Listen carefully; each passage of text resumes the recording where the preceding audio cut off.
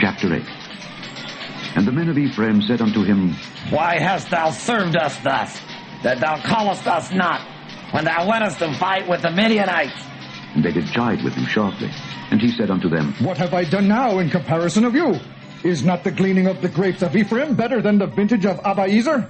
God hath delivered into your hands the princes of Midian, Oreb, and Zeb.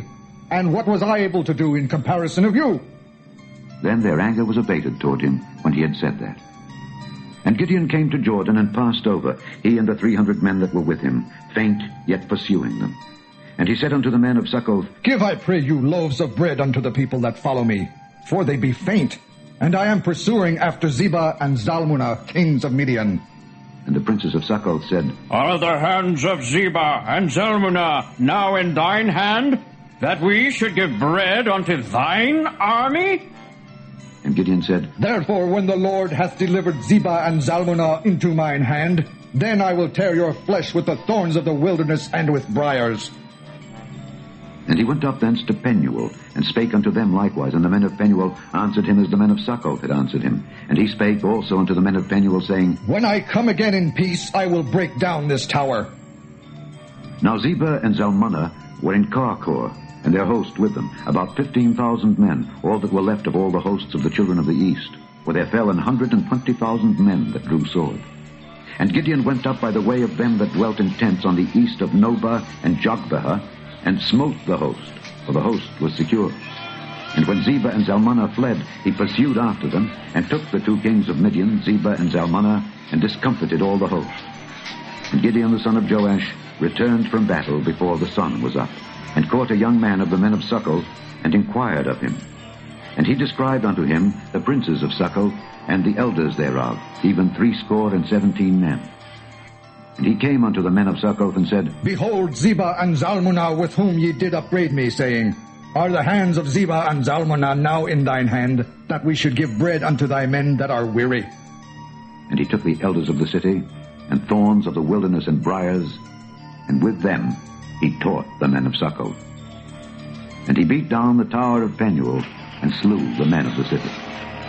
Then said he unto Zebah and Zalmunna, What manner of men were they whom ye slew at Tabor? And they answered, As thou art, so were they. Each one resembled the children of a king. And he said, They were my brethren, even the sons of my mother, as the Lord liveth. If ye had saved them alive, I would not slay you. And he said unto Jether his firstborn, Up, and slay them! But the youth drew not his sword, for he feared, because he was yet a youth. Then Zebah and Zalmunna said, Rise thou, and fall upon us, for as the man is, so is his strength. And Gideon arose and slew Zebah and Zalmunna, and took away the ornaments that were on their camels' necks. Then the men of Israel said unto Gideon, Rule thou over us, both thou and thy son's son also, for thou hast delivered us from the hand of Midian.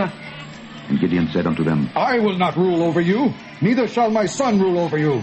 The Lord shall rule over you. And Gideon said unto them, I would desire a request of you, that ye would give me every man the earrings of his prey. For they had golden earrings, because they were Ishmaelites. And they answered, We will willingly give them. And they spread a garment, and did cast therein every man the earrings of his prey. And the weight of the golden earrings that he requested was 1,700 shekels of gold, beside ornaments and collars and purple raiment that was on the kings of Midian, and beside the chains that were about their camels' necks. And Gideon made an ephod thereof, and put it in his city, even in Ophrah. And all Israel went thither a-whoring after it, which thing became a snare unto Gideon and to his house. Thus was Midian subdued before the children of Israel, so that they lifted up their heads no more. And the country was in quietness 40 years in the days of Gideon. And Jerubbaal the son of Joash went and dwelt in his own house. And Gideon had 70 sons of his body begotten, for he had many wives. And his concubine that was in Shechem, she also bare him a son, whose name he called Abimelech. And Gideon the son of Joash died in a good old age, and was buried in the sepulchre of Joash his father, in Ophrah of the Abiezrites. And it came to pass, as soon as Gideon was dead, that the children of Israel turned again, and went a-whoring after Baalim, and made Baal-berith their god. And the children of Israel remembered not the Lord their God, who had delivered them out of the hands of all their enemies on every side. Neither showed they kindness to the house of Jerubbaal, namely Gideon, according to all the goodness which he had showed unto Israel.